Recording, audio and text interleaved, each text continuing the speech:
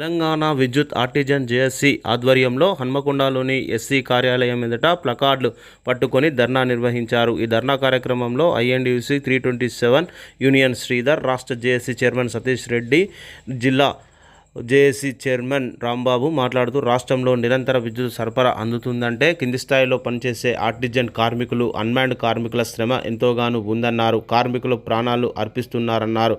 కార్మికుల సమస్యలను ప్రభుత్వం వెంటనే పరిరక్షించాలని అన్నారు. చేంజ్ చేయాలని, అందరికీ ఒకటే సర్వీసులను ఉండాలని అన్నారు. ప్రభుత్వం తక్షణమే స్పందించి ఆర్టిజన్ కార్మికుల సమస్యలను వెంటనే ప్రభుత్వాన్ని డిమాండ్ చేశారు. 6 డిమాండ్లతో నోటీసులు ఇచ్చినా స్పందన లేకపోవడంతో 26వ తారీఖు నుంచి మొదలైన ధర్నా నేడు అన్ని డివిజన్ కేంద్రాల్లో ధర్నా నిర్వహించామని, ఏప్రిల్ 2న అన్ని సర్కిల్ ఆఫీస్ ముందు వంట వార్పు కార్యక్రమం ఉంటుందని అన్నారు. 4వ తారీఖున కేటీపీఎస్ పాల్వంచ అన్ని వింగ్స్ కలిసి జెన్కోల గేటు ముందు ధర్నా చేయడం జరుగుతుందని అన్నారు. అదేవిధంగా 7వ తారీఖున వరంగల్లో మహాధర్నా ఉంటుందని, ధర్నాలోపు ఏ విషయం తేల్చకపోతే 8వ తారీఖున పెద్ద ఎత్తున సమ్మె నిర్వహిస్తామని అన్నారు.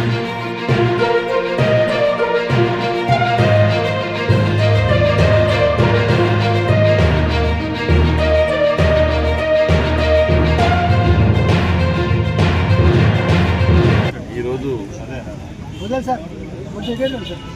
ఆర్టిజన్ కార్మికులు రాష్ట్ర వ్యాప్తంగా అన్ని కార్యాలయాలందు రిలే నిరాహార దీక్ష కూర్చోవడం జరిగింది. మరి వీళ్ళు ఎస్పీడీసీల ఆఫీసులో ధర్నా ఫస్ట్ పుట్టినప్పుడు ధర్నా కార్యక్రమం ఇవ్వడం జరిగింది. సుమారు 6,000 మందితో మరి ప్రభుత్వానికి తమ సమస్యల మీద విన్నపం చేయడం జరిగింది.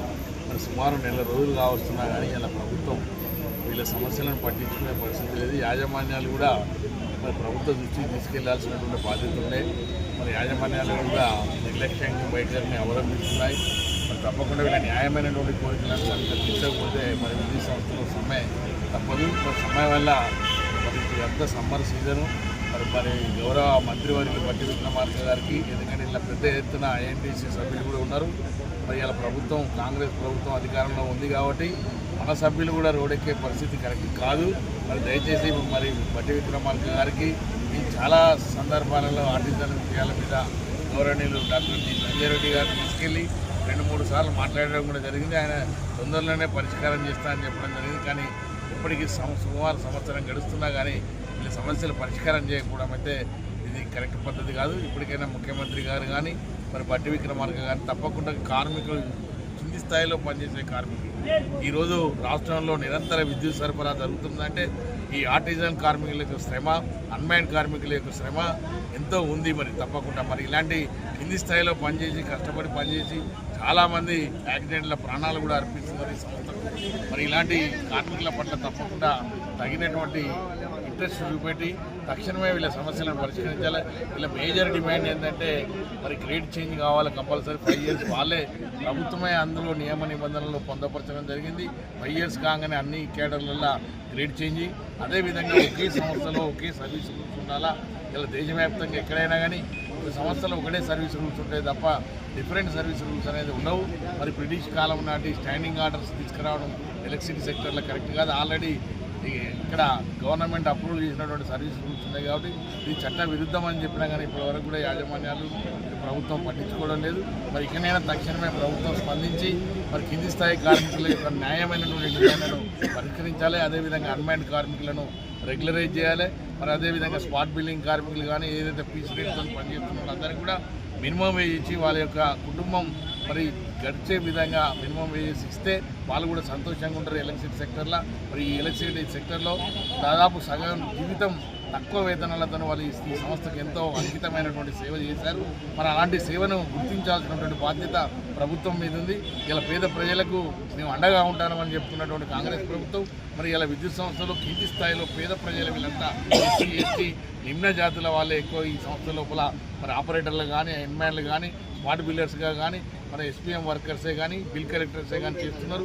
మరి వీరికి న్యాయమైనటువంటి డిమాండ్ వాళ్ళకేమో మినిమం వేజెస్ ఇచ్చుకుంటూ మరి ఎస్పీడీసీఎల్ లాగానే అన్మైన్డ్ కార్మికులను ఎన్పీడీసీలో కూడా ఎప్పటికెళ్ళో రెగ్యులర్ చేయాలి. కట్ ఆఫ్ డేట్ కంటే ముందు నుంచే వాళ్ళు పనిచేస్తున్నారు. కేవలం ఈపీఎఫ్, ఈఎస్ఐ సౌకర్యం లేదా. Telangana artisan JAC chairman. ఈరోజు తెలంగాణ ఆర్టిజన్ జేఏసీ పక్షాన నిర్వహించడం జరుగుతుంది. ఇది 26వ తారీఖు నుంచి స్టార్ట్ అయింది ధర్నా కార్యక్రమం. అన్ని జిల్లాల నుంచి డివిజన్ల వారీగా మరి 26వ తారీఖు మరి ఈ రోజు 30వ తారీఖు రోజు కూడా అన్ని డివిజన్ల ముందు ధర్నా చేపట్టడం జరుగుతుంది. ఈ ధర్నా యొక్క ముఖ్య ఉద్దేశం ఏంటంటే మేము 6 డిమాండ్లు ఇచ్చినాము. ఈ 6 డిమాండ్ల మీద 2 నెలల ముందే నోటీస్ ఇచ్చినాము. ఈ నోటీస్ మీద ఏ స్పందన లేదు కాబట్టి 26వ తారీఖు నుంచి ధర్నాలు స్టార్ట్ చేసాము. మరి 30వ తారీఖు ఈ రోజు 10:30 నుంచి సాయంత్రం 5 గంటల వరకు ఖచ్చితంగా ఈ ధర్నా కార్యక్రమంలో ఆర్టిజన్ కార్మికులు కానీ, అన్మైన్ కార్మికులు కానీ, పీస్ రేట్ కార్మికులు కానీ మరి అందరూ ఈ ధర్నా కార్యక్రమంలో పాల్గొనాలి. మరి 2వ తారీఖు రోజు ఏదైతే ఉన్నదో దీనిలో భాగంగా 2వ తారీఖు రోజు సర్కిల్ ఆఫీసుల ముందు వంట వార్పు చేపట్టడం జరుగుతుంది. మరి 4వ తారీఖు రోజు కూడా మరి KTPS పాల్వంచనందు అన్ని జెన్కో వింగులు సాగర్ కానివ్వండి, జూరాల కానివ్వండి, శ్రీశైలం కానివ్వండి అన్ని వింగులతో ఉదయం 7 గంటలకు గేటు ముందు ధర్నా చేపట్టడం జరుగుతుంది. మరి 7వ తారీఖు రోజు వరంగల్లో జరిగే ఈ మహాధర్నా కార్యక్రమం కూడా ఈ వరంగల్లోనే జరుగుతుంది. మరి ఆ ధర్నా కార్యక్రమం లోపు ఏదైనా చేయలేని పక్షాన ఉంటే 8వ తారీఖు రోజు ఖచ్చితంగా మేము సమ్మె చేయడం జరుగుతుంది. దీనికి పూర్తిగా మరి మా సంఘాలు ఏవైతే ఉన్నాయో ట్రేడ్ యూనియన్స్ మరి 327 కానివ్వండి, TRVKs కానివ్వండి, మరి అన్ని ట్రేడ్ యూనియన్లు కుల సంఘాలు కూడా మద్దతు ఇవ్వడం జరుగుతుంది. మరి ఈ రోజు మా టెంట్ దగ్గరికి మా సెక్రటరీ జనరల్ 327 శ్రీధర్ సార్ గారు మరియు మహేందర్ రెడ్డి సార్ గారు రావడం జరిగింది. మరి ఖచ్చితంగా ఈ కార్మికుల పక్షాన నిలబడి మా కోరికలు కనుక నెరవేరకపోతే 8వ తారీఖు నుంచి సమ్మె చేపట్టడం జరుగుతుంది. మేము 10 సంఘాల నుంచి అన్ని వర్గాలను కూడగట్టుకొని మేము జేఏసీకి ఏర్పడ్డాం. మాకు అన్ని ట్రేడ్ యూనియన్ల నాయకుల సంపూర్ణ మద్దతు ఉంది. మేము గొంతమ్మ కోరికలు కోరడం లేదు. మాకు కనీస అవసరాల కోసమే పాటుపడుతున్నాం. సంస్థ నమ్ముకొని గత 20 సంవత్సరాల నుంచి సంస్థకు పాటుపడుతున్నాం. మాకు కనీస అవసరాలు కూడా తీర్చే పరిస్థితి లేదు. మరి 1000 నుంచి 1500 రూపాయల నుంచి మొదలైన మా జీవితం ఇప్పుడు 30-35 వేల వరకు వచ్చింది. ఎందుకంటే సగం జీవితం అయిపోయింది. ఇప్పటికైనా అన్ని ట్రేడ్ యూనియన్ల మద్దతు మాకుంది. మేము ఏమి గొంతమ్మ కోరికలు కోరతలేము. మేము ఏఈ గారి నుంచి CMD వారికి కూడా కలవడం జరిగింది. వాళ్ళు కూడా మాకు అనుకూలంగా స్పందించడం జరిగింది. ఇప్పుడు చేయాల్సిందన్నా గవర్నమెంట్ మొండి వైఖరి వల్లనే జరుగుతుంది. అప్పుడు కూడా బట్టి విక్రమార్క గారు కూడా పాదయాత్రలో చాలా చెప్పడం జరిగింది. ఆయన కూడా పాల్గొనడం జరిగింది. ఆయన అధికారం వచ్చిన తర్వాత ఆయన విద్యుత్ శాఖ మంత్రి గారు ఉన్నారు. ఆయనకు ఏం చెప్పుకోవాల్సిన అవసరం కూడా లేదు. ఆయనకు అన్ని విషయాలు తెలుసు. అయినా కూడా చాలా మొండి వైఖరిగా కనీసం పెద్ద నాయకులకు కూడా అపాయింట్మెంట్ అనే స్థితిలో ఆయన ఉన్నాడు. ఎందుకంటే తెలంగాణ గవర్నమెంట్ కూడా మనము అందరం పాల్గొన్న తెలంగాణలో అందరు విద్యుత్ కార్మికుల పాత్ర చాలా ముఖ్యమైనది. అందరం పాల్గొనడం జరిగింది. ఆ గత ప్రభుత్వం కూడా కొద్దిగా మన కార్మికుల నుంచి ఆర్టీజీ కొంచెం వ్యవస్థ వచ్చింది.